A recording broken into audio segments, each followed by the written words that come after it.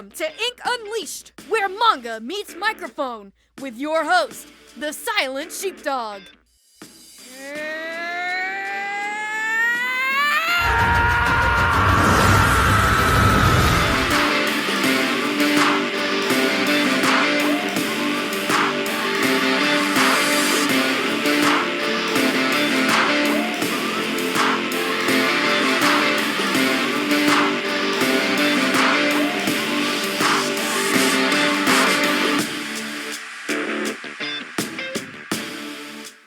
Good day to you, my friend. My name is the Silent Sheepdog, manga author, illustrator, YouTuber, voice actor, and business owner, but you can call me Sheepdog.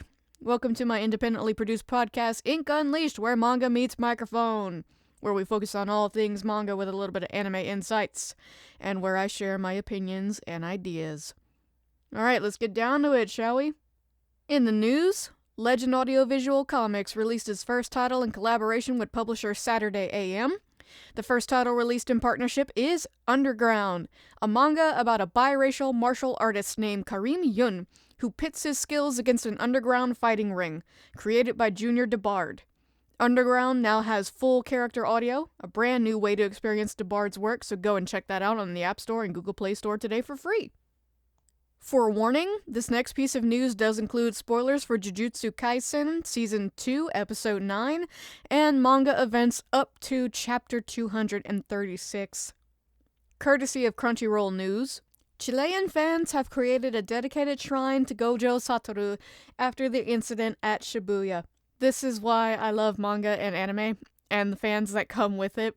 It's probably silly to people who aren't into this stuff, but people really do love these characters and stories. If that's any kind of encouragement to my creators out there who listen to my show here, I hope you keep creating, because you never know if that might be your character being celebrated or mourned over in a subway. Today I will be covering Kagurabachi, a new manga that was taking the USA by storm, courtesy of the wiki. Hokazono Takeru first gained recognition at the 100th Tezuka Manga Award in 2020 when they won the top prize for their work, Enten. Following this achievement, they took the next step by having both Enten and Farewell Cherry Boy published in the spring 2021 issue of Jump Giga magazine. Their presence continued to make waves as Chain found its way into the pages of Jump Giga's summer 2021 edition. In 2022, Takeru made a comeback, this time in the pages of Weekly Shonen Jump issue number 19 with Madogiwa de Amu, a concise 15-page creation. Not long after that, in Weekly Shonen Jump issue number 36 and 37, they introduced their latest one-shot, Roku no Meyaku. Now, Takeru is back in the limelight with Kagurabachi, a compelling narrative centered around a swordsmith father and son, offering an intriguing exploration of an uncertain future to be shaped by the art of the sword. Chapter 1 opens up with the father and son heading out of their home to their smithery. We're introduced to the father, Kunishige Rokuhira, the most famous swordsmith in the land, and son, Chihiro, our narrator.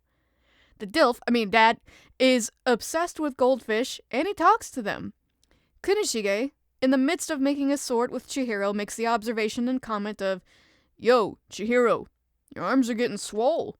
Yeah, this was definitely made in 2023. A man named Shiba appears. Apparently, he's a longtime friend of Kunishige. Cut to a meeting of Yakuza members and their victims. It's revealed that apparently sorcerers exist.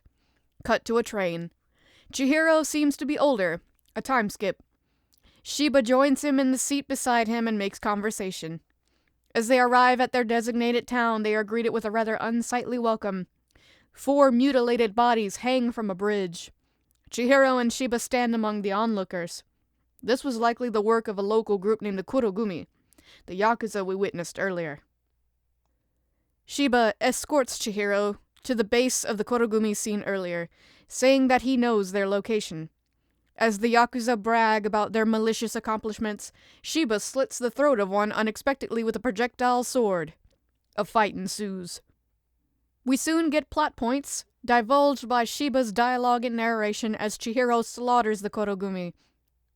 Apparently, Kunishige's special katana forging technique was not only physically unique, but also magically, in which he imbued the swords with sorcery. The fight is over, and the Yakuza are slaughtered. Chihiro wields the last katana ever forged by his father. Chapter 2. Chihiro questions the last standing member, the boss, about a gang called the Hishaku. Just as he's about to spill the beans, a massive growth explodes from his face, grabbing Chihiro and suspending him. Chihiro manages to free himself, and in the following dialogue with Shiba, he mentions that he suspects that there may have been sorcery placed upon the boss that would stop him at all costs from revealing any information about them. Chihiro, now spent, agrees to return to Tokyo with Shiba. We see a flashback detailing the events of Chihiro's past and how he lost his father. There's a bit more exposition, and then the chapter ends with Shiba reporting to Chihiro that they came to Tokyo at a good time, and finally got a lead on the Hishaku. The chapter ends. Alright, so there's currently only 2 chapters out on the Viz website.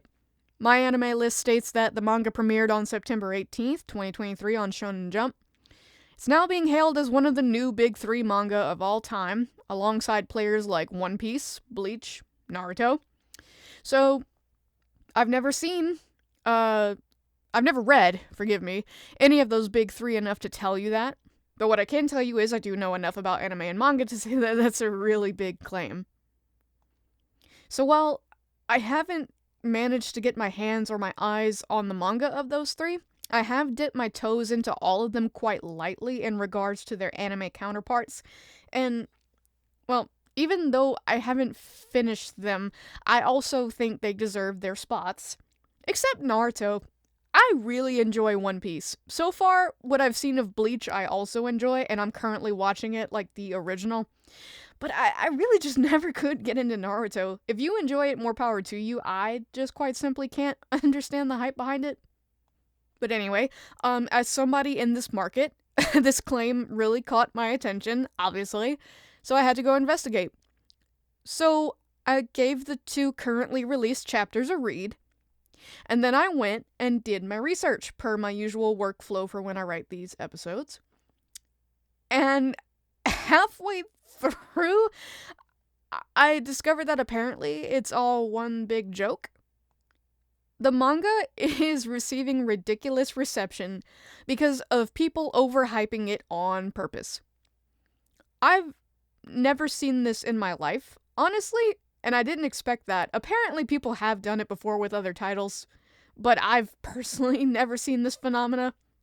I do remember when I was a teenager and Sword Art Online had released. Even I was extremely hype about it. It seemed like it was going to be a really cool concept, and I was excited to see that premise mixed with, like, video games and anime, because those are, like, my 2 favorite things. Then it was a massive flop, and Kirito became a meme, and honestly, I just got tired after like 2 or 3 episodes and gave up on it, and I only found out about how disappointing it was through the memes. What I found kind of funny was that even other people online in places like Reddit were asking, why is this anime popular? How did it jump to the top so quickly?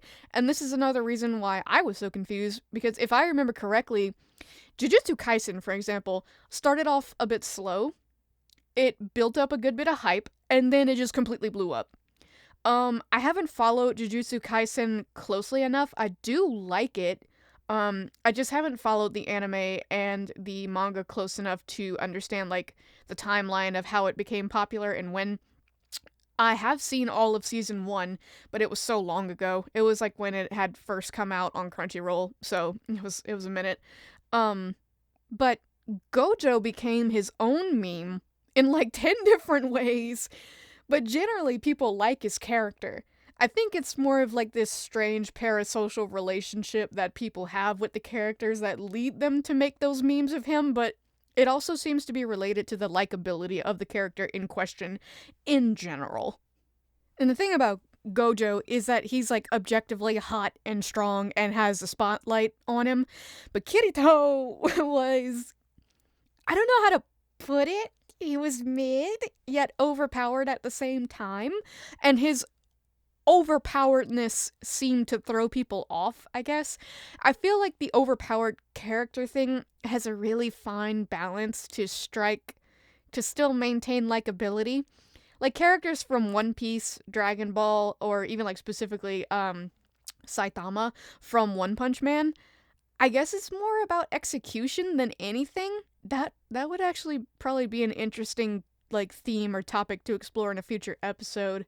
But anyway, I just want to say that the wiki page is actually super cool and you should check it out because it's really well decorated and the graphics are kind of rad and it's like kind of fun to use. It's one of the most fun wiki pages I've ever used. But my first impression on the colored pages at the beginning was positive. I really like the art. The art's good. The style isn't hard on the eyes. The lines are clean. There's nice details. Their environment and their background art is really good, clean. You can always tell where the setting is. I like the way that Hokazono-san draws their characters. I can only say that for their male characters, as there are currently no female characters within the first 2 chapters to critique.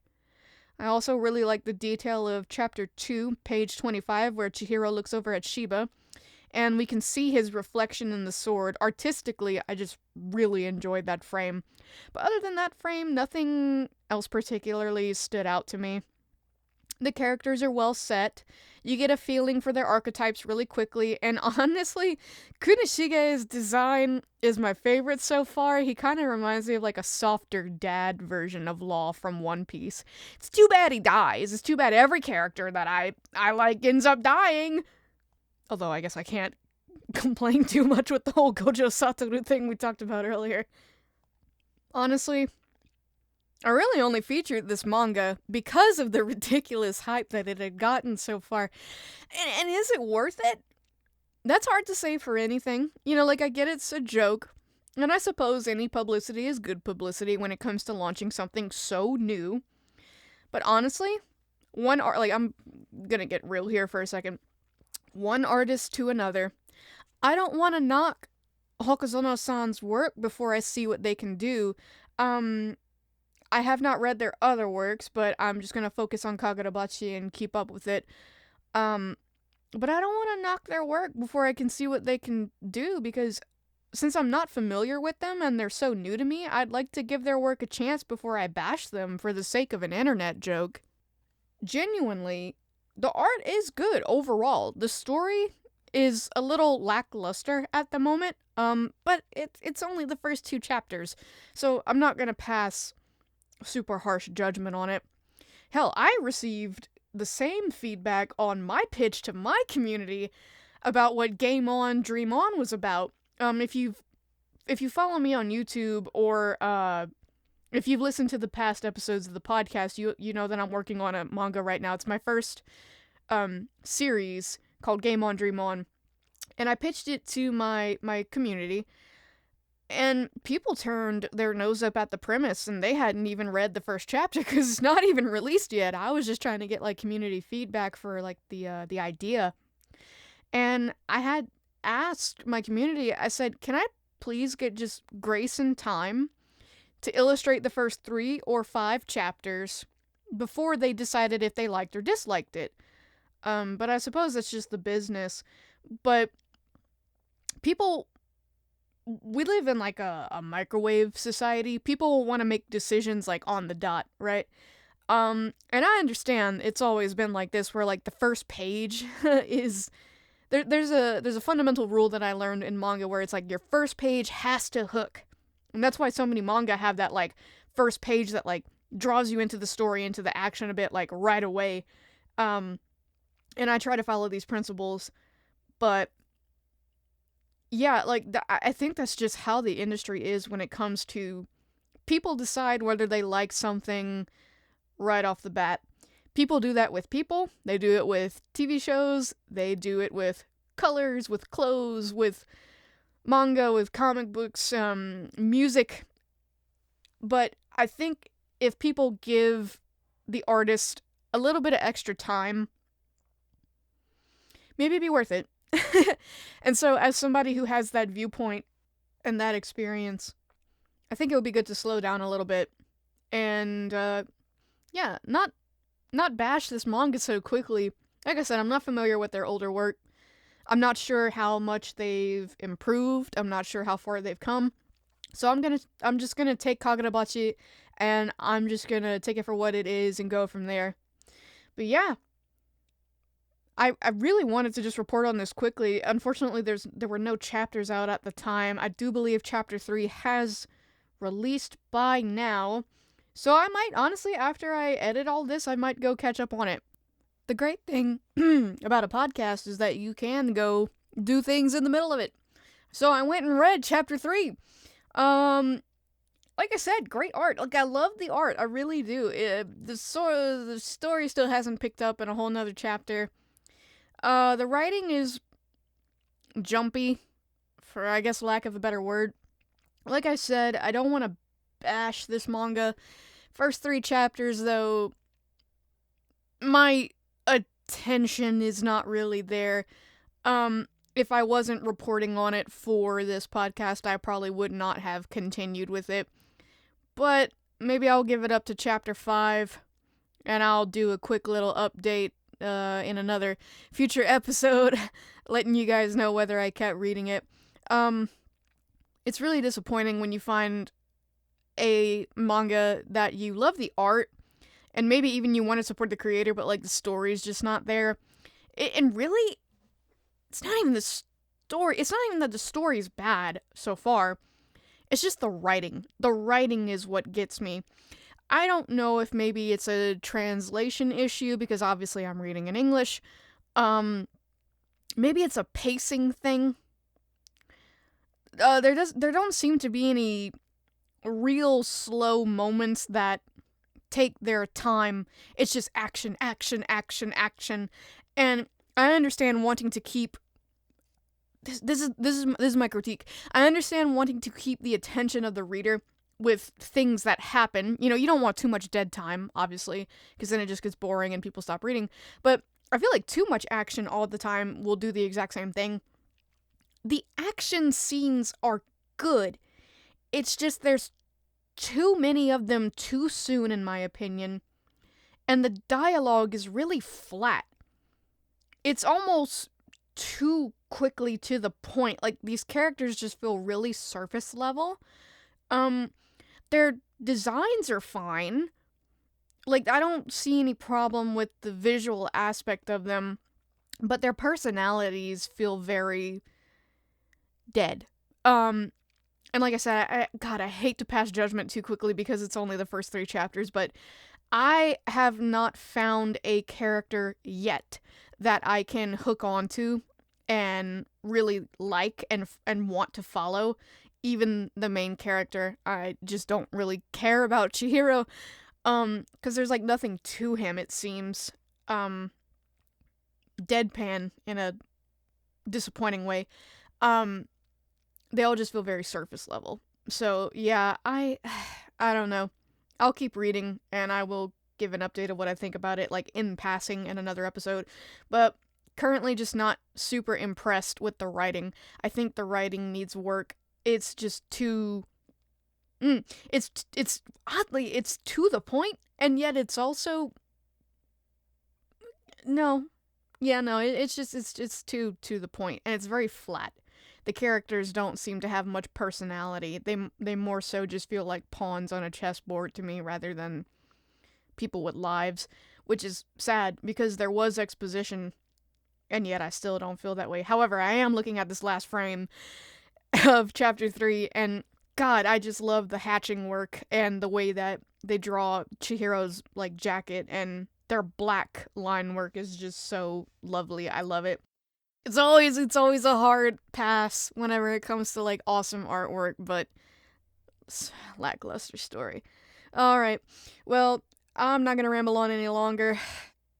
Alright, well, I hope you enjoyed this episode of Ink Unleashed this week. Thank you so much for listening, and I hope to see you back here next week, where I cover a manga that really caught my eye. Oddly enough, I was running through Kagurabachi on Viz, and I came across this manga by accident, and it looks really, really cool. So I'm excited to report on that for you guys next week. Tune in. See you there. Sheepdog out.